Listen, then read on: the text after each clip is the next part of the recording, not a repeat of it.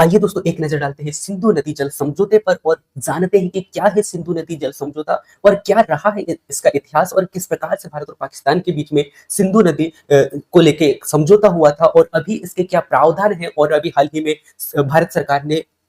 सिंधु नदी को लेकर बहुत बड़ा झटका पाकिस्तान को दिया है क्या है और किस प्रकार से भारत जो है सिंधु नदी के पानी को रोकने का दावा कर रहा है। सो इन सभी सवालों के जवाब आपको इस क्लास में देखने को मिलेगा दोस्तों और साथ ही साथ उन पॉइंटों को मैं ज्यादा हाईलाइट करूंगा जो आपके एग्जाम में पूछे जा सकते हैं और हम यहाँ पर देखेंगे कि सिंधु नदी की उत्पत्ति आखिर कैसे हुई और कहां से होते हुए पाकिस्तान पहुंची और पाकिस्तान के बाद में किस प्रकार से सिंधु नदी का विलय होता है। सो इन सभी पॉइंटों को यहाँ पर मैं बहुत ही अच्छा से आपको एक्सप्लेन करके बताऊंगा दोस्तों। सो आप सभी को पता है दोस्तों कि सिंधु नदी जल समझौता जो कि भारत और पाकिस्तान के बीच में ये काफी पहले हुआ था और ये एक प्रकार से बंटवारा हुआ था दोस्तों नियंत्रण को देखते हुए और यहाँ प्रस्तुति एक प्रकार से सिंधु नदी के तौर पर हुआ था दोस्तों, यानी कि सिंधु नदी का एक बंटवारा के तौर पर हुआ था और हम इस नदी को किस प्रकार से निलंबित किया जा रहा है, निलंबित नहीं कर सकते बल्कि किस प्रकार से भारत सरकार ने इसको ये जो संधि हुआ था उसको निलंबित किया है और इसका क्या परिणाम हो सकता है आगे आने वाले दिनों में और भारत को किस प्रकार से इसका लाभ हो सकता है या फिर इसका हानि हो सकता है। इन सभी सवालों के जवाब भी आपको देखने को मिलेंगे। तो सबसे पहले हम नजर डालते हैं सिंधु नदी जल समझौता का इतिहास पर और देखते हैं कि क्या रहा है इसका इतिहास। तो यदि हम बात करें दोस्तों जल सिंधु नदी जल समझौते की, तो सिंधु नदी जल समझौता तो दोस्तों सबसे पहले सन 1947-48 के दशक में ये हमें यहाँ पर देखने को मिला था और ये भी खासकर आपको देखने को मिला था दोस्तों सन 1947 के दशक में और 47 से 48 के दशक में ये हमें यहाँ पर देखने को मिला था और ये भी खासकर जो दोस्तों भारत और पाकिस्तान के विभाजन के बाद में ये हुआ था जिससे कि सिंधु नदी का जो पानी है या सिंधु नदी की जो प्रणाली था इसका जो प्रमुख हिस्सा जो है भारत में देखा गया है, यानी कि भारत में आता है, जबकि पाकिस्तान की जो सिंचाई प्रणाली है इन नदियों पर ही निर्भर है। यानी कि भारत का जो अधिकतर जो सिंचाई प्रणाली है, कृषि पद्धति है, वो इसी नदी पर आश्रित है दोस्तों। और सन 1948 में भारत ने पाकिस्तान को यानी कि पाकिस्तान को जाने वाले कुछ नहरों का पानी रोक दिया था जिससे यहाँ पर बहुत बड़ा विवाद यहाँ पर उठा था और उसके बाद में यहाँ पर एक वार्ता होता है दोस्तों 1951-60 के दशक में और 9 वर्ष की लंबी बातचीत के बाद में विश्व बैंक के द्वारा विश्व बैंक के मध्यस्थ में एक समझौता यहाँ पर दोनों देशों के बीच में होता है जो कि आपको याद रखना कब हुआ था, सन 1951 के दशक में। अच्छा, पहला जो विवाद यहाँ पर उठा था दोस्तों और पहली बार जब यानी कि जो पाकिस्तान का जो पानी है यानी कि सिंधु नदी के द्वारा जो पाकिस्तान में जो पानी जाता था उसको पहली बार जो रोकने का प्रयास भारत के द्वारा किया गया था वो किया गया था 1947-48 में और इस समय भारत और पाकिस्तान के बीच में काफी तनातनी माहौल रहा है जिस प्रकार से अभी हम देखते हैं। तो ये लगभग 9 साल तक ये लंबा सफर रहा। उसके बाद में जो है यहाँ पर विश्व बैंक के मध्यस्थ में इन दोनों देशों के बीच में यहाँ पर समझौता होता है दोस्तों और इस प्रकार से यहाँ पर समझौता हुआ था और यह संधि पर जो हस्ताक्षर हुए थे दोस्तों वो हुए थे 19 सितंबर 1960 में। ठीक है, सो ये आपको यहाँ पर याद रखना है दोस्तों क्योंकि ये डेट बहुत ही वेरी वेरी इंपॉर्टेंट है। ठीक है, सो आप सभी को याद रखना है कब हुआ था। सो 19 सितंबर 1960 में ये हस्ताक्षर हुआ था दोस्तों। ठीक है, और भारत के जो तत्काल प्रधानमंत्री थे दोस्तों उस समय के पंडित जवाहरलाल नेहरू और पाकिस्तान के राष्ट्रपति मोहम्मद अयूब खान के यानी कि इनके द्वारा यहाँ पर ये यहाँ पर हस्ताक्षर हुए थे। सो ये भी आपको यहाँ पर याद रखना है। सो इतिहास में आपको क्या क्या याद रखना है, पहले तो विवाद कब हुआ, पहली बार सन 1947-48 के दशक में हुआ था और ये लगभग 9 वर्ष तक चला। उसके बाद में विश्व बैंक के तरफ से या विश्व बैंक के मध्यस्थ में इन दोनों देशों के बीच में यहाँ पर समझौता होता है और समझौता जो हुआ था दोस्तों 19 सितंबर सन 1960 के दशक में। ठीक है, सो ये आपको यहाँ पर याद रखना है। तो ये था दोस्तों इसका इतिहास जो कि मैंने बहुत ही शॉर्ट में आपको बताने का प्रयास किया। अब खासकर आपसे क्वेश्चन क्या पूछा जा सकता है, भारत के तत्काल प्रधानमंत्री कौन थे जब ये समझौता हुआ था। तो उस समय में जो प्रधानमंत्री थे दोस्तों वो थे पंडित जवाहरलाल नेहरू जी और पाकिस्तान के जो राष्ट्रपति थे दोस्तों वो थे अयूब खान। ठीक है, तो ये आपको यहाँ पर याद रखना है और इसका याद रखने का सबसे अच्छा जो तरीका यदि मैं यहाँ पे बताऊं दोस्तों तो आप सभी को पता है सन 1960 के दशक में जो प्रधानमंत्री रहे हैं वो थे दोस्तों पंडित जवाहरलाल नेहरू जी। ठीक है, तो ये आपको यहाँ पर याद रखना है। और अब हम यहाँ पर नजर डालते हैं सिंधु नदी जल का जो प्रवाह है या फिर सिंधु नदी का जो उत्पत्ति है वो किस प्रकार से हुई और कहाँ से होते हुए सिंधु नदी जाता है। सो सिंधु नदी की उत्पत्ति पर यदि हम दृष्टि डालें दोस्तों तो सिंधु नदी की जो उत्पत्ति है कहीं ना कहीं आपको देखने को मिलेगा दोस्तों तिब्बत यानी कि जो चीन का पठार है तिब्बत यहाँ से निकलती है दोस्तों, जैसे कि आप यहाँ पर देख पा रहे होंगे यहाँ से निकलती हुई यह भारत में प्रवेश करती है और भारत में प्रवेश करते करते जो है ये पाकिस्तान की ओर जाती है और पाकिस्तान से होता होता हुआ ये कहाँ अरब सागर में मिल जाती है। ठीक है, तो ये आपको यहाँ पर याद रखना है। उत्पत्ति कहाँ से हुआ, तिब्बत से हुआ जो कि चीन से, और ये भारत में प्रवेश करती है और भारत में प्रवेश करने के बाद में पाकिस्तान में जाती है और पाकिस्तान के बाद में इसका जो विलय होता है दोस्तों वो कहाँ पे होता है, अरब सागर में होता है। ठीक है, तो ये आपको यहाँ पर याद रखना है। ठीक है, अच्छा अब यहाँ से आपसे किस प्रकार से क्वेश्चन पूछा जा सकता है, आपसे पूछा जा सकता है सहायक नदियां कौन कौन सी रही है। तो इसकी जो सहायक नदियां खासकर आपको देखने को मिल रही है दोस्तों, एक तो सतलज हो गया, ठीक है, इसके बाद में व्यास आप यहाँ पर देख पा रहे होंगे, ठीक है, इसके बाद में रावी नदी रही है, और इसके बाद में चेनाब नदी रहा है, ठीक है, इसके बाद में यदि ऊपरी यानी कि इसके और इसके ऊपर में देखें दोस्तों तो झेलम हो गया, ठीक है। तो इस प्रकार से यहाँ पर ये नदियों का यहाँ पर संगम यानी कि इस प्रकार से नदियां यहाँ पर जो है सिंधु नदी पर मिली है, ठीक है। तो ये आपको यहाँ पर याद रखना है, ठीक है। तो ये था उत्पत्ति, और इसके बाद में कहाँ से होते हुए कहाँ विलय होती है, ये मैंने आपको यहाँ पर बताने का प्रयास किया दोस्तों, ठीक है। तो ये पूरा डिटेल आप अच्छा से देख लीजिएगा, ठीक है। इसके बाद में मैं आपको और थोड़ा सा गहराई में लेके चलता हूँ दोस्तों, और अब यहाँ पर हम देखते हैं कि सिंधु नदी पर कौन कौन सा बांध बंधा हुआ है, ठीक है, जो कि यहाँ से भी क्वेश्चन पूछा जा सकता है दोस्तों। सिंधु नदी पर खासकर एक बहुत ही महत्वपूर्ण बांध बंधा दोस्तों, जिसका नाम क्या है, निम्बू बजागो बांध, जो कि निम्बू बजागो बांध ऐसा बांध है दोस्तों, जो कि नाम लेने में थोड़ा सा नाम यानी कि इसको जो है जब इसका उच्चारण जब हम करते हैं तो कहीं ना कहीं काफी कठिनाई होती है। तो आपको याद रखना है निम्बू बांजगो बांध, क्या है दोस्तों, निम्बू बांजगो बांध। और यहाँ कहाँ पे है दोस्तों, यह लद्दाख में सिंधु नदी पर स्थित है, जिसमें कि लगभग इसकी जो क्षमता जो है दोस्तों वो है 45 मेगावाट, ठीक है। 45 मेगावाट ये आपको यहाँ पे याद रखना है। कहाँ है ये, वेरी वेरी इंपॉर्टेंट है, यानी कि निम्बू बांजगो बांध जो है खासकर कहाँ पे है, लद्दाख में है, ठीक है। और जो कि इसका जो क्षमता जो है दोस्तों वो है 45 मेगावाट, ठीक है। ये आपको यहाँ पर याद रखना है। इसके बाद में एक बहुत ही महत्वपूर्ण बांध है दोस्तों, भाखड़ा नंगल बांध। और इस नदी यानी कि इस बांध के बारे में आप सभी बहुत ही भली बातें जानते होंगे, मैं ऐसा उम्मीद करता हूँ। और यह सतलज नदी पर बना हुआ है, जो कि सिंधु नदी का एक सहायक नदी माना जाता है, जैसे कि मैंने आपको कुछ समय पहले यहाँ पे बताया था, जो कि सिंधु नदी का सहायक नदी कौन सा है दोस्तों, सो हमने यहाँ पर देखा कौन सा, सतलज नदी, ठीक है। सो आप यहाँ पर देख पा रहे होंगे, तो इसी नदी पर जो है भाखड़ा नंगल बांध यहाँ पर आपको देखने को मिलता है, ठीक है। सो भाखड़ा नंगल बांध आपको यहाँ पर याद रखना है, ठीक है। और यह नदी जो है दोस्तों सबसे ऊंचा गुरुत्वीय बांध के रूप में ये माना जाता है, यानी कि यह दुनिया की एक बहुत ही very very very important point यहाँ पर निकल के सामने आ रहा है दोस्तों, कि जो भाखड़ा नंगल जो बांध है यह दुनिया के सबसे ऊंची गुरुत्वीय बांध के रूप में भी जाना जाता है, ठीक है। सो ये आपको बहुत ही अच्छा से याद रखना है। और इसका उपयोग जो है दोस्तों खासकर बिजली उत्पादन और सिंचाई के लिए खासकर जो है यहाँ पर किया जाता है, ठीक है। तो ये है भाखड़ा नंगल बांध, जो कि कहाँ पे, सतलज नदी में है। और ये इंपॉर्टेंट क्यों है, क्योंकि ये भी सिंधु नदी का एक सहायक नदी है, ठीक है। इसके बाद में नेक्स्ट अगला है दोस्तों तारबेला बांध, जो कि तारबेला बांध कहाँ पे दोस्तों, ये तारबेला बांध जो है पाकिस्तान के यानी पाकिस्तान में जो है सिंधु नदी पर स्थित है। और यह दुनिया का सबसे बड़ा एक मिट्टी का बांध हम कह सकते हैं दोस्तों। ये भी आपको यहाँ पर याद रखना है, जो कि कहाँ पे है, पाकिस्तान में है, ठीक है। और नेक्स्ट अगला बांध आपको यहाँ पे याद रखना है दोस्तों, डाइमर भाषा बांध, जो कि डाइमर भाषा बांध कहाँ पे है दोस्तों, तो ये भी पाकिस्तान में है। यानी कि भारत यानी कि यदि हम देखें दोस्तों, दो बांध आपको यहाँ पर देखने को मिले, एक तो भाखड़ा नंगल बांध हो गया, और एक निम्बू बांजगो बांध, जो कि ये कहाँ पे, निम्बू यानी कि जो निम्बू बांजगो जो बांध है ये कहाँ पे, लद्दाख में है, जबकि सतलज बांध में हमने कुछ महत्वपूर्ण पॉइंट देखा दोस्तों, जो कि ये एक ऐसा बांध है जो कि सबसे ऊंची यानी कि दुनिया की सबसे ऊंची गुरुत्वीय बांध के रूप में से जाना जाता है, ठीक है।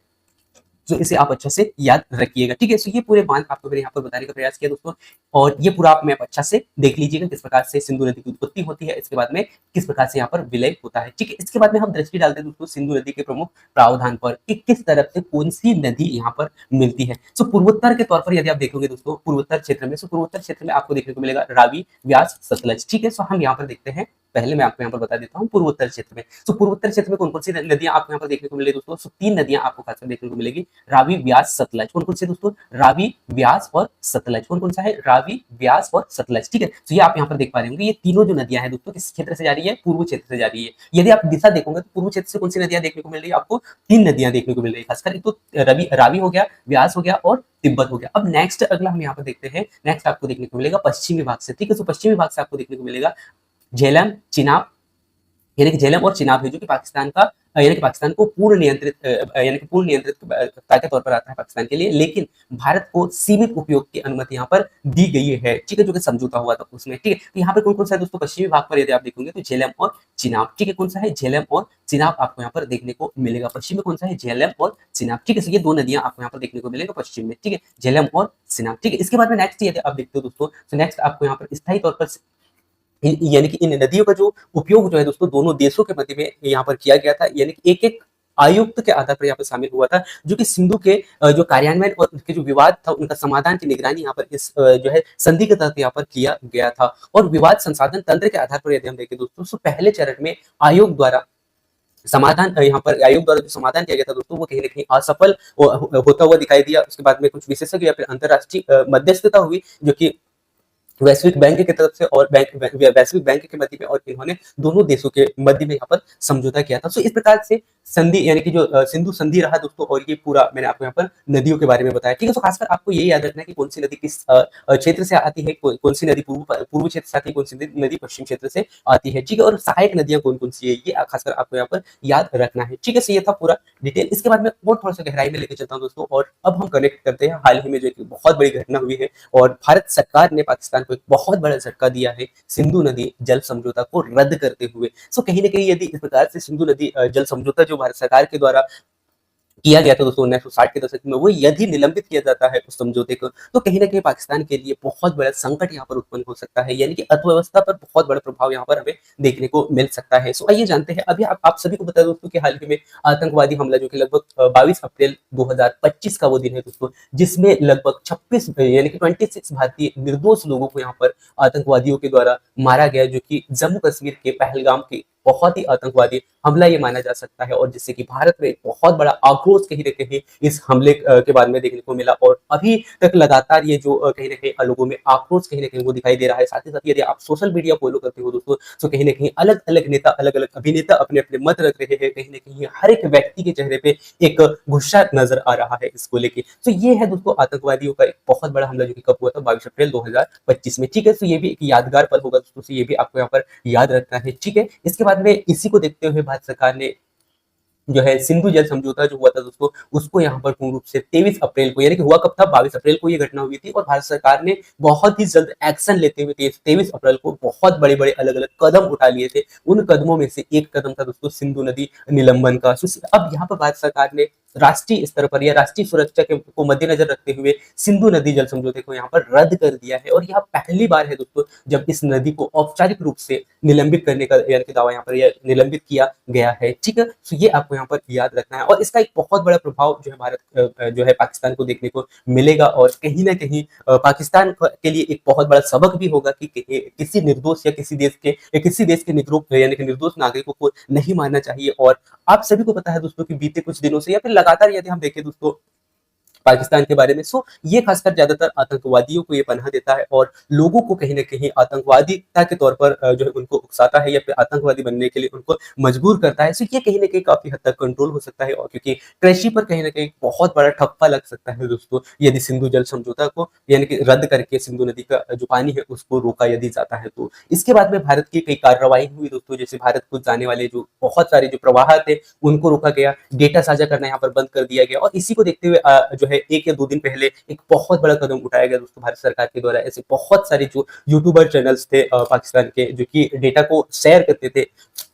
अपने देश से दूसरे देश में, सो उनको यहाँ पर भारत सरकार ने बैन कर दिया, यानी कि इस प्रकार से जो डेटा शेयरिंग होता था, साझा किया जाता था, उनको पूर्ण रूप से बंद कर दिया गया, और नए बांधों का निर्माण कहीं ना कहीं भारत सरकार यहाँ पर बनाने की योजना बना रही है। सो कहीं ना कहीं भारत सरकार की एक नई रणनीति है इस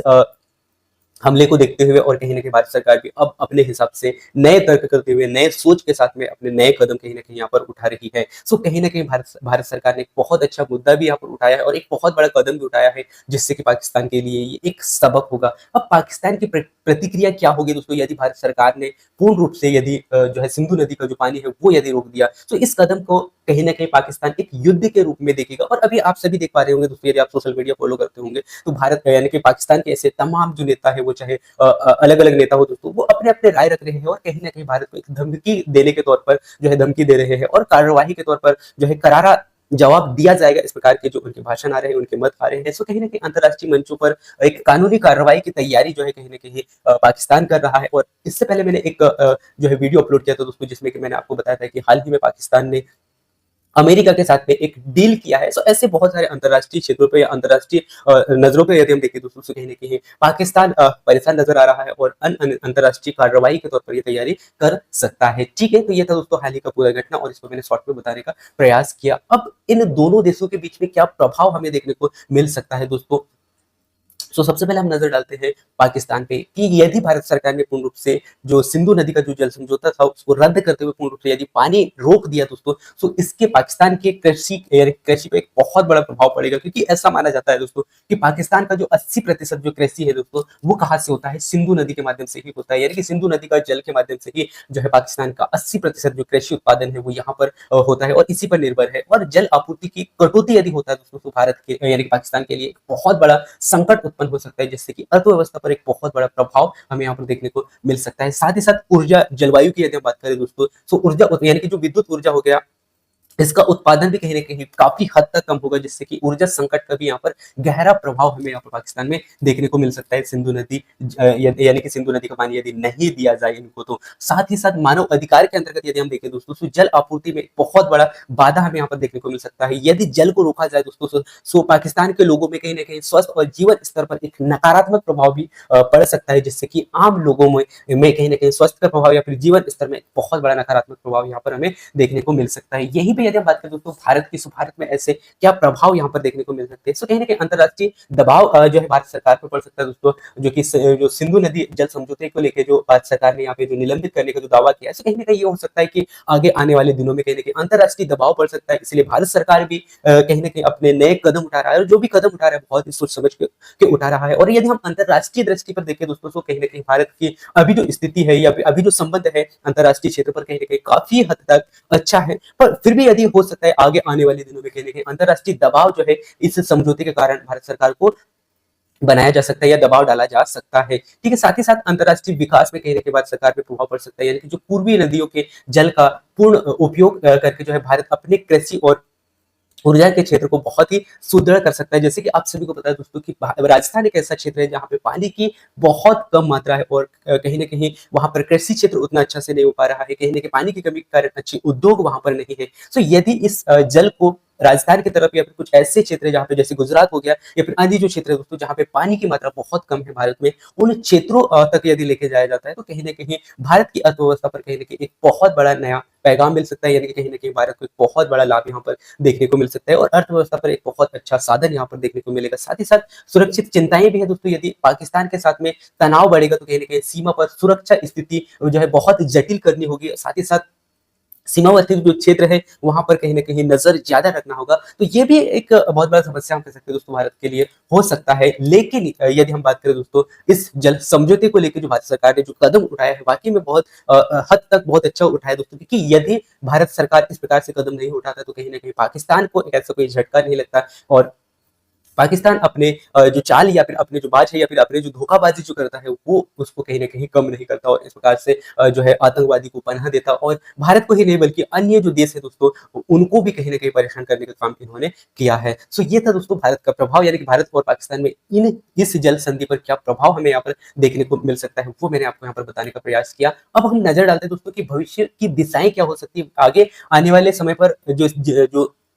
जल संधि को लेकर भारत सरकार ने जो कदम उठाया है इसका क्या प्रभाव हमें यहाँ पर देखने को मिल सकता है। सो भारत ने 2023 में जल संधि की समीक्षा और संशोधन के लिए पाकिस्तान को नोटिस दिया था दोस्तों। कब दिया था? 2023, लगभग 2023 में दिया था, जिससे जल संधि के अनुच्छेद जो कि X11 यानी कि 11-12 के तहत यहाँ पर क्या किया गया था दोस्तों, इसके बीच में यानी कि इसमें बातचीत की मांग यहाँ पर की गई थी। यहीं पे अंतर्राष्ट्रीय कानूनी प्रक्रिया पर यदि हम दृष्टि डालें दोस्तों, तो भारत ने पाकिस्तान के कदमों का विरोध भी किया था, और अंतर्राष्ट्रीय मंचों पर इस मुद्दे का यानी कि इस मुद्दे को उठाने की योजना भी कहीं ना कहीं भारत सरकार ने बना रखा, यानी कि इसमें बनाया गया था। और द्विपक्षीय वार्ता की जो संभावना है दोस्तों, कहीं ना कहीं अंतर्राष्ट्रीय दबाव के चलते दोनों देशों के बीच में नई शर्तों पर बातचीत हो सकती है, जिससे कि संधि में संशोधन किया जा सकता है या फिर नई व्यवस्था कहीं ना कहीं भारत और पाकिस्तान के लिए किया जा सकता है। तो ये आने वाले भविष्य में कहीं ना कहीं इस प्रकार से भारत या पाकिस्तान में इस प्रकार से हमें देखने को मिल सकता है। तो आज के क्लास में हमने क्या देखा दोस्तों, और इसका क्या पूरा निष्कर्ष निकला यदि हम ये देखें, तो ऐतिहासिक दृष्टि देखा दोस्तों हमने सबसे पहले यानी कि सिंधु नदी जल समझौते को लेकर जो विवाद हुआ था, और किस प्रकार से सिंधु जल समझौता हुआ, और किस प्रकार से अभी जो भारत सरकार ने एक नया एक्शन लिया है सिंधु जल समझौता को रद्द करने का। तो ये पूरा विवरण आपको यहाँ पर देखने को मिला ऐतिहासिक तौर पर, और वर्तमान चुनौतियां कहीं ना कहीं भारत सरकार के लिए भी है, और पाकिस्तान के लिए तो कहीं ना कहीं भारत सरकार से कहीं ज्यादा है। यदि हम अंतर्राष्ट्रीय तौर पर देखें दोस्तों, तो कहीं ना कहीं हम कह सकते हैं कि अंतर्राष्ट्रीय तौर पर भारत पर कुछ परसेंट दबाव बनाया जा सकता है, और हाल ही इस घटना में की स्थिरता को चुनौती यहाँ पर दिया गया है भारत सरकार के द्वारा, और जलवायु परिवर्तन, जनसंख्या वृद्धि और साथ साथ बढ़ती जल मांग जैसे कारकों पर भी यहाँ पर जल संधि का प्रभाव या जल संधि का दबाव कहीं ना कहीं भारत सरकार पर पड़ सकता है। ठीक है, और आगे आने वाले दिनों में कहीं ना कहीं भविष्य पर क्या कदम हो सकते हैं और भारत सरकार पर, यानी कि भारत सरकार किस प्रकार से कदम उठा सकता है, ये तमाम सवाल आपको यहाँ पर देखने को मिले दोस्तों। So, ये था दोस्तों आज का क्लास, इसमें मैंने पूरा डिटेल से आपको यहाँ पर बताने का प्रयास किया किस प्रकार से सिंधु जल समझौता हुआ था, कहाँ से सिंधु नदी की उत्पत्ति हुई और कहाँ कहाँ कौन कौन सा बांध है। ठीक है, तो ये आपने देखा और मैं उम्मीद करता हूँ कि इस क्लास से आपको पूरी पूरी जानकारी मिली होगी सिंधु नदी समझौते को लेकर और सिंधु नदी के जितने भी पॉइंट थे। अब नेक्स्ट अगले वीडियो में हम बात करेंगे दोस्तों कि भारत सरकार ने जो सिंधु नदी जल समझौते को रद्द तो किया है, लेकिन इस नदी का जो पानी है वो किस प्रकार से रोकेगा और इसको रोकने के लिए क्या क्या साधन अपनाएगा, और भविष्य में जो सिंधु नदी का जो पानी है वो किस क्षेत्र में लेके जाएगा, जिससे कि भारत की जो उत्पादकता है या फिर भारत का जो कृषि क्षेत्र है वो और अधिक बढ़े। सो वो नेक्स्ट अगले वीडियो में मैं आपको वहां पर बताऊंगा। ठीक है, सो ये वीडियो आपको कैसा लगा और इस क्लास में जो जानकारी आपको मिली वो कैसा रहा, वो आप जरूर बताइएगा दोस्तों। और यदि आपको ये क्लास बहुत ही अच्छा लगा तो इस क्लास को लाइक एंड शेयर जरूर कीजिएगा दोस्तों। और यदि आप चैनल में नए हैं तो चैनल को सब्सक्राइब कीजिएगा ताकि आपको ऐसे ही क्लासेस मिलते रहे। साथ ही साथ यदि आप संविधान शिक्षक वर्ग 3 के स्टूडेंट हो जो कि चयन परीक्षा देने वाले हैं तो उनके लिए यहाँ पर प्रीवियस क्वेश्चन पेपर सॉल्व किए जा रहे हैं दोस्तों। साथ ही साथ आगे आने वाले दिनों में नोट्स आपको बहुत अच्छे मिल सकते हैं जो कि फ्री में होंगे और आपको कहीं भटकने की जरूरत नहीं, कोई एप्लीकेशन नहीं, कोई टेलीग्राम या फिर कोई इंस्टाग्राम कहीं कहीं जाने की आपको जरूरत नहीं होगी। आपको बस वीडियो में ही आपको पूरे नोट्स देखने को मिलेंगे, वो भी विद प्रूफ और एनसीईआरटी पर आधारित और आए हुए फैक्ट वाले जो कि आपके समय बचाएंगे। सो उनको भी आप आने वाले समय पर देख सकते हैं। ठीक है, सो ये क्लास कैसा लगा ये आप जरूर बताइएगा दोस्तों। मिलते हैं नेक्स्ट अगले महत्वपूर्ण क्लास में, तब तक जय हिंद, वंदे मातरम।